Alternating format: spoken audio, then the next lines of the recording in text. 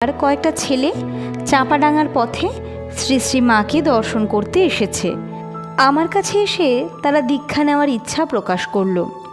আমি সে কথা মাকে বলা মাত্রই মা তখনই দীক্ষা দিতে প্রস্তুত হলেন। ছেলেগুলো এটা শুনে নিকটবর্তী পুকুরে, যেখানকার জল একেবারেই ভালো না, তাড়াতাড়ি স্নান করে আসলো। মা তাদের দীক্ষা দিলেন। অন্য আর এক সময়ে মা অযাচিত করুণায় একটা ছেলেকে নিজে থেকেই বললেন, দীক্ষা নিবি? ছেলেটি বলল, মা আমি ওসব জানি না।